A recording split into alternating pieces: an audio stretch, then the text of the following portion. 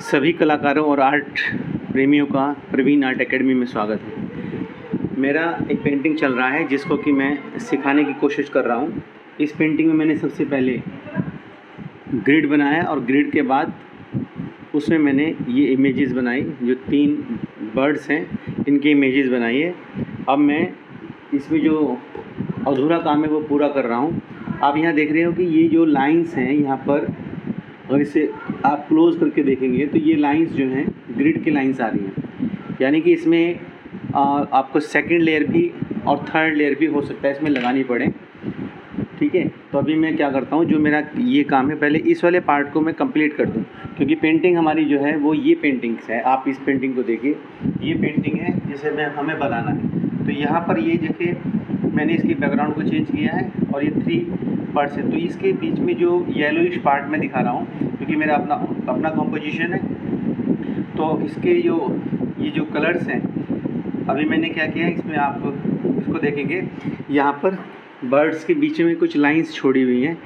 तो in line से हमें क्या मिलेगा करने के लिए कि जो हमारे पास ये बीच के जो पार्ट्स हैं, यानी कि ये फीदर्स हैं, अभी इनको हमें पूरा करना है। तो अभी मैं एक ब्रश ले रहा हूँ और उस ब्रश से हम इसमें आगे काम करना शुरू करेंगे। तो देखिए कैसे करते हैं इसको, यानी कि हम इस वाली पेंटिंग्स को पूरा कर रहे हैं। तो अभी मैं कलर ले रहा हूँ यहाँ पर। ये कलर मैं इसमें यूज़ किया है, ये कलर है आपका कोबाल्ट ब्लू ह्यू। तो मैंने इस कलर को यूज़ किया है। तो ये वाला जो पार्ट है मैं इसको कंप्लीट कर रहा हूँ। अभी मैं एक काम करता हूँ कि इसमें थोड़ा सा पेंट बना ले रहा हूँ यहाँ पर। वैसे तो मैंने ग्लास में ऑलरेडी बनाया था, क्योंकि मुझे बहुत कम बनाना है ये पेंट यहाँ पर। तो मैंने इस वाले पेंट को मैं यहाँ पर कंप्लीट करूँगा। ये मैंने इसमें यहाँ बनाया। तो सबसे पहले मैं इसमें मिलाऊँगा लिंसेड ऑयल। तो ये जो लिंसेड ऑयल है, ये प्योरीफाइड लिंसेड ऑयल है कैमल का, मैं इसको यहाँ पे यूज़ कर रहा हूँ।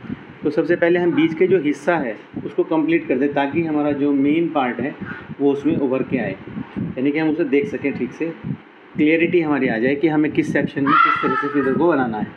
तो सबसे पहले मैंने इसको पेंट को लिया और मैं यहाँ से इसको बिल्कुल एग्जैक्टली इसमें मर्ज कर दे रहा हूँ। और उसके करने के बाद ये आप ध्यान रखें कि जब भी आप इसको बनाएंगे तो ये जो पेंट है जो है वो लिंसेड ऑयल में कम्प्लीटली मिक्स हो जाना चाहिए। ऐसा ना हो कि कहीं पे उसके पार्टिकल्स जो हैं वो अनमिक्स रह जाएं। तो उसमें क्या होगा, जब आप इसको बनाएंगे तो कहीं पर गाढ़ा लगेगा, कहीं पे ज़्यादा डार्क हो जाएगा, कहीं पे लाइट हो जाएगा। हमें इसे यूनिफॉर्म करना है। तो मैंने इसमें बना लिया है। वैसे तो मैं ग्लास शीट के ऊपर, ग्लास के ऊपर इसको बनाता हूँ। तो अभी मैं इसको यहाँ पूरा कर रहा हूँ। तो ये जो मेरा हिस्सा है मैं इसको पूरा करूँगा सबसे पहले। ये देखिए मैं इसको कंप्लीट कर दूँगा तो आपको ये इमेज काफ़ी अच्छी लगेगी। और फिर उसके बाद हम इसमें फाइनली एक इसमें लेयर डालेंगे, जो कि उसकी सेकंड लेयर होगी। और उस सेकंड लेयर से हमारी पेंटिंग बाहर निकल के आएगी एग्जैक्ट, यानी कि उसका जो लुक होगा वो बहुत ही अच्छा बनेगा और देखने वाले को एक आनंद मिलेगा, एक प्लेजर मिलेगा। तो इस पेंटिंग में देखिए मैं ये कर रहा हूँ कि सबसे पहले ये फीदर के कंप्लीट ये पार्ट जो है मैं इसको यहाँ पे कर दे रहा हूँ। और क्योंकि मैंने ऑलरेडी बता दिया था ये जो मेरा कैनवास है उसको मैंने विदाउट जेसो रखा है, इसलिए इसे पेंट भी ज़्यादा लगेगा। ये मेरी एक्सपेरिमेंटल पेंटिंग में बना रहा हूँ। वैसे तो ज़्यादातर मैं पोर्ट्रेट ही बनाता हूँ, और वैसे तो पोर्ट्रेट किसी भी चीज़ का होता है। बर्ड्स का भी पोर्ट्रेट होता है, डॉग्स का भी पोर्ट्रेट होता है, जितने एनिमल्स हैं उनका भी पोर्ट्रेट होता है। यानी कि जो चीज़ बहुत ज़्यादा पार्ट में दिखाई दे, मैक्सिमम उसका हिस्सा दिखाई दे, वो एक तरह से पोर्ट्रेट कहलाता है। कि बहुत से लोग जो ऐसे शौकीन होते हैं कि वो अपने जो पेट्स होते हैं उनके भी पोर्ट्रेट्स बनवाते हैं, ताकि वो उसमें मेमोरी में रख सकते हैं, उनको यादें रहती हैं। तो अभी मैं इसको कंप्लीट कर दे रहा हूँ। तो आप इसे देखिए, और हम पूरे प्रोसेस को दिखा रहे हैं यहाँ पर। इसमें हम बहुत ज़्यादा जल्दी नहीं कर रहे, जितना भी टाइम लगेगा आप उसको देखें।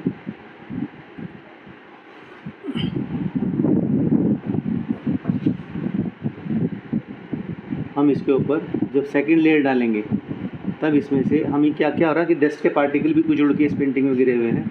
हम उनको बाद में जो है उसको निकाल देंगे ट्वीज़र से। फिर आपको ये देखिए बनने के बाद पेंटिंग आपको काफ़ी खूबसूरत नज़र आएगी। इट सीम्स टू मी, मुझे ऐसा लगता है।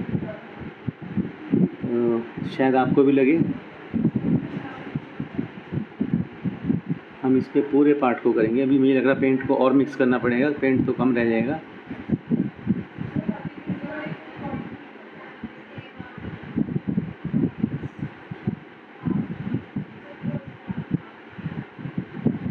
ये मैंने देखा कुछ किनारा छोड़ा हुआ है मैंने इसमें, यहाँ पर इसलिए छोड़ा, ये कंप्लीट सर्किल नज़र आ रहा है। ठीक है, तो अगर हम इसमें विदाउट ड्राई इसको करने लगेंगे तो वो नया कलर बन जाएगा जो बाउंड्री पे अच्छा नहीं लगेगा, क्योंकि हमने बिल्कुल सेपरेट रखा है, आपका येलो एंड ब्लू कलर को बिल्कुल सेपरेट किया है। तो ये तभी पॉसिबल है कि एक कलर कोई भी जो है कम्प्लीटली ड्राई हो जाना चाहिए।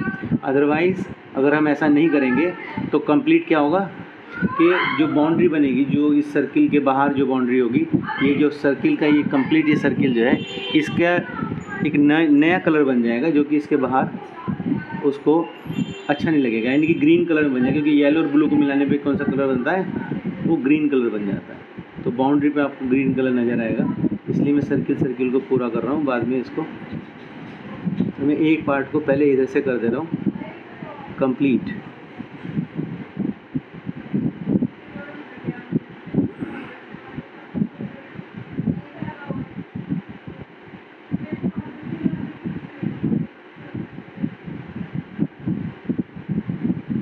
ये ऑयल पेंटिंग का जो काम है उसमें हमेशा क्या करना चाहिए, 3-4 पेंटिंग या 4-5 पेंटिंग एक साथ शुरू करनी चाहिए, क्योंकि जब तक कि आप ऐसा नहीं करेंगे तो आपको आपकी 15 दिन में 20 दिन में एक ही पेंटिंग बन पाएगी। इससे बचने का एक तरीका ये है कि आप सीधे 4 या 3 प्रोजेक्ट पे काम करें, जिससे कि जब 15 दिन बाद आपको मिले तो 3-4 पेंटिंग आपकी इकट्ठी बन जाए। तो उससे आपका मन भी, हौसला भी बढ़ेगा और आपका काम भी लोगों तक जाएगा।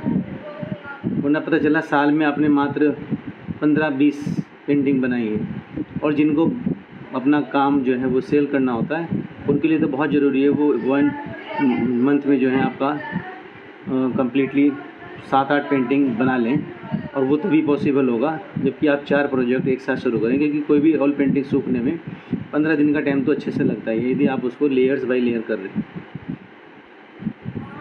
तो अभी मैं इसको बहुत सावधानी से करूँगा और इसके बाद में छोड़ दूँगा इसको, ताकि वो जो आपका बारीक काम है, ठीक है, जिसको डेकोरेशन बोलते हैं लास्ट में, वो हम करने का हमें समय मिल जाए और कोई नया कलर ना बने जिससे कि हमारी पेंटिंग अच्छी ना लगे।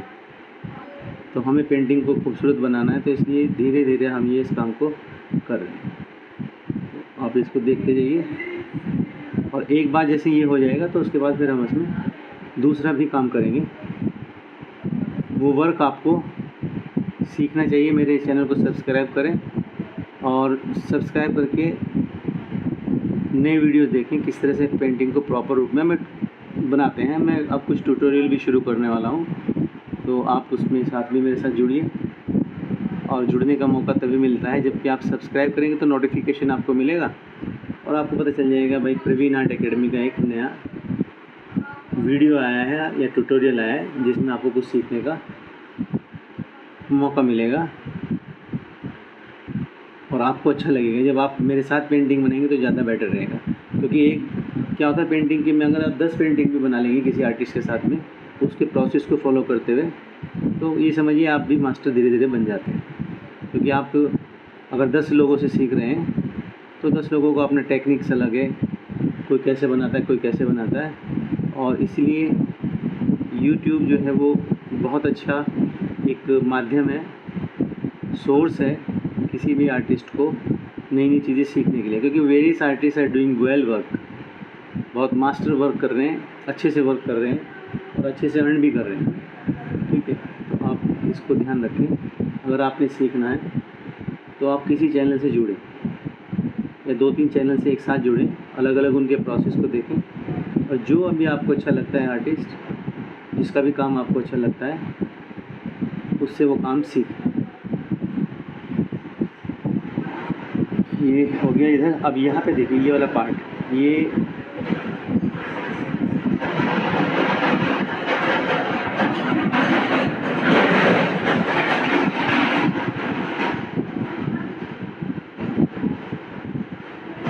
मैं कोशिश करूँगा इसको एक्रेलिक पेंट की भी आपको पेंटिंग बना के दिखाऊंगा, क्योंकि वो भी बहुत फास्ट मीडियम है। उसमें भी पेंटिंग्स को क्या होता है, ज़्यादा समय नहीं लगता और आप एक दिन में अच्छे से पेंटिंग बना सकते हैं। वन डे पेंटिंग उसमें आराम से बन जाएगी। और उसमें भी आप चाहें तो कितनी भी 2-3 लेयर दे सकते हैं, क्योंकि उसका पेंट जो है बहुत जल्दी ड्राई हो जाता है एक्रेलिक में। बस एक्रिलिक में जो दिक्कत आती है वो आती है ब्लेंड करने की। उस ब्लेंडिंग प्रोसेस को यदि आपने सीख लिया तो you will become the master.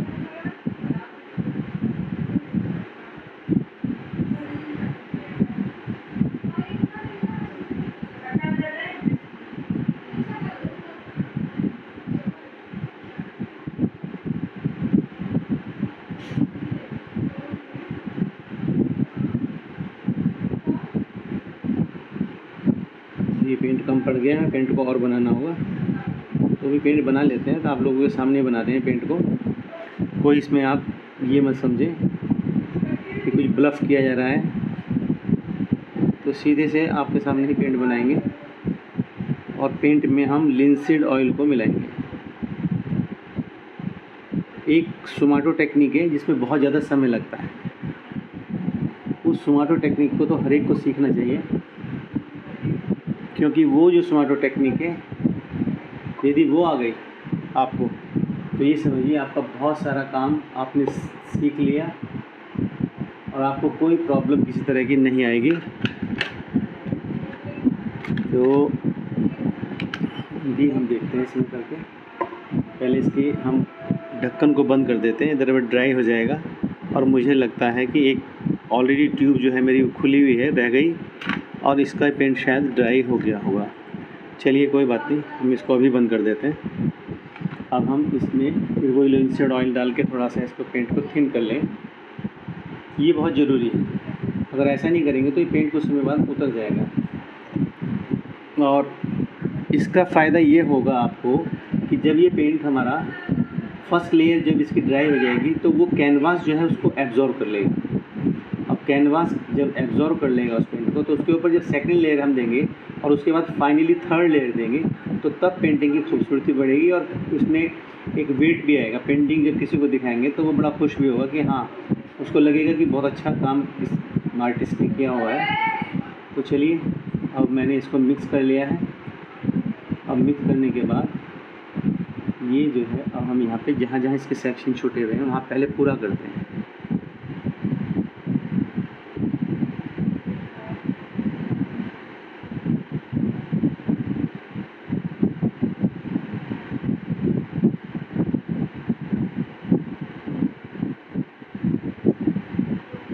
अच्छा, सुमाटो जो टेक्निक है, मैंने तुम्हें बताया है कि सुमाटो टेक्निक का जो मीनिंग क्या होता है। द मीनिंग ऑफ द सुमाटो टेक्निक इज़ कि इसमें करते क्या हैं आर्टिस्ट के, इसमें जो ट्रांजिशन लाइन होती है, यानी कि जैसे आपको पता है कि दो कलर्स जो होते हैं, मान लीजिए आपने येलो लिया और ब्लू लिया, या येलो लिया और फिर येलो का लाइट कलर लिया, यानी कि हम इसको कह सकते हैं आपका शेड्स लिया आपने और टिंट लिया। अगर शेड्स और टिंट्स को आपने मिक्स करना है तो क्या होगा कि उसमें कि जब आप उसको इंटरमिक्स करेंगे, यानी कि जब मिलाएंगे, तो जो ट्रांजिशन लाइन है वो ट्रांजिशन लाइन दिखाई नहीं देनी चाहिए। कंप्लीट उसमें वो मर्ज इस तरह से हो जाए कि बस आपको ऐसा लगे कि दोनों मिक्स में ही हैं। पार्टिकल्स को इतने, जो डिफरेंट कलर्स के पार्टिकल्स होते हैं उनको इतने इनका फाइन तरीके से उसको मिक्स करते हैं कि वो पहचानना मुश्किल हो जाए, डिफ़िकल्ट हो जाए ये सर्च आउट करने में कि किस तरह से आर्टिस्ट ने किया, और एक कलर से दूसरे कलर में वो चला जाए।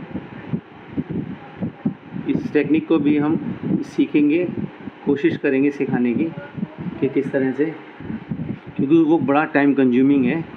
लेकिन उससे जो पेंटिंग निकल के आती है, जो ओल्ड आर्टिस्ट थे वो इस टेक्निक को बखूबी करते थे, बहुत ही अच्छे तरीके से करते थे, और तभी उनकी पेंटिंग्स आज भी बड़े बड़े म्यूज़ियम में रखी हुई है, क्योंकि उनका हाथ बिल्कुल ऐसे काम करता है जैसे मशीन।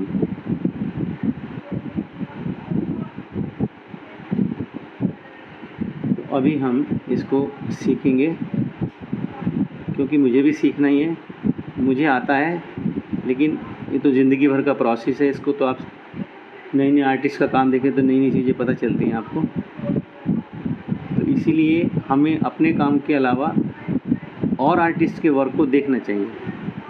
जब हम ऐसा करते हैं तो हमें बहुत सारे कलाकारों का नॉलेज हो जाता है कि कितने कलाकार मार्केट में हैं और कितने गोली कलाकार खाने अच्छा का टाइम काम हो कर रहे गया हैं। है। प्रवीण ठीक है? जी कृपा तो आप दवाई इसको खा लीजिए। मैं फिर से कहना ध्यान रखेंगे।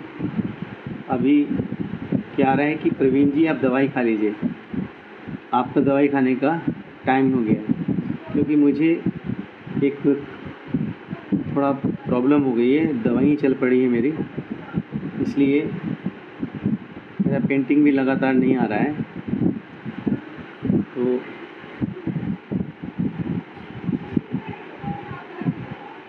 क्योंकि मुझे सुबह बिल्कुल उठते ही गोली खानी पड़ती है, उसके बाद मुझे 10 बजे दवाई खानी पड़ती है, और उसके बाद मुझे फिर शाम को दवाई खानी पड़ती है रात्रि में 10 बजे से पहले। इसलिए हमने अलार्म लगा रखे हैं। यहाँ देखिए ये क्या हो गया है, जो और पहले मैंने जो पेंट किया था उसकी एक लेयर बन गई है, तो इसको मैं बाद में ब्लेड से निकाल दूंगा ताकि उसमें यूनिफॉर्मिटी आए, और वही जो मैं बात कर रहा था सोमाटो टेक्निक की वो भी आप, या फिर मैं इसमें डार्क पेंट जब करूँगा तो ये कंप्लीट यूनिफॉर्म हो जाएगा। तो अभी मैं इसको कंप्लीट कर देता हूँ, जहाँ जितना काम है वो मैं पहले कर लूँ। तो इस तरह से ये काम चलेगा। बस ये प्रोसेस आप देखें कि इसी तरह से हम इसके सारे किनारों को भर देंगे। ठीक है, तो मैं इसको कर रहा हूँ और हम यहाँ से पेंटिंग को हम फास्ट करके दिखा देंगे। ठीक है, आप समझ जाना कि एक ही काम हो रहा है, एक ही तरह का काम हो रहा है, इसलिए आपका टाइम भी वेस्ट नहीं होगा। ठीक है, और मेरे चैनल को आप फाइनली क्या कर दें, सब्सक्राइब कर दें। अगर आपको लगता है कि आपको कुछ सीखने को मिल रहा है, आगे अच्छे वीडियो बनाएंगे, और भी अच्छे वीडियो बनाएंगे। ठीक, तो अभी मैं इसको फास्ट कर दूँगा और मैं रिकॉर्डिंग को स्टॉप कर रहा हूँ और इस प्रोसेस को लगातार रहने दे रहा हूँ, और आपसे रिक्वेस्ट कर रहा हूँ कि मेरे चैनल को सब्सक्राइब कर दें। Thanks for watching my YouTube channel.